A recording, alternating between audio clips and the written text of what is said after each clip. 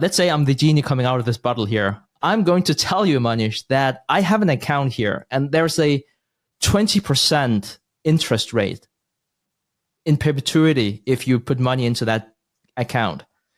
But the price is that you can never invest your own money. So you can take your own money and put in this account, you get 20% like a clockwork. And this is not this is not Bernie Madoff, any kind of thing. This is the real deal. So you get 20%, but you cannot play the game of investing. Would you ever take that bet? Would you ever do that knowing that you don't need the money from that 20% compounding, but you perhaps love to play the game? Yeah, actually, that's a great question. I do very much enjoy the game, but that would be a very tempting offer. You're suggesting it's all or none, yes, right?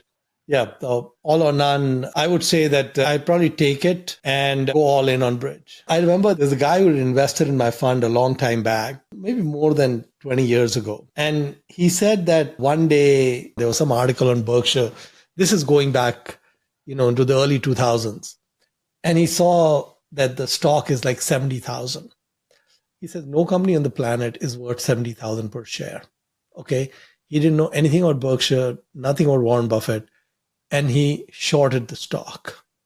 Okay. He met me a few years after getting burnt on that short. And then he actually said to me, he said, in the early 80s, I had noticed that the US treasuries were playing 18%, close to what you said.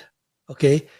You could have bought 30-year US treasuries, 1980 or 1981. And for 30 years, the US government would pay you 18% a year on that bet. Okay. And he said to me, Monish, not only did I short Berkshire, but I didn't take that bet.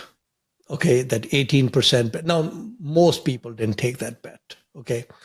And then he said to me, I just want God to give me one more chance. He said to me, give me one more chance of 18% US treasuries, and I will put everything in. I promise God I'll put everything in. I'll never invest in anything again, which would have been smart for him to do.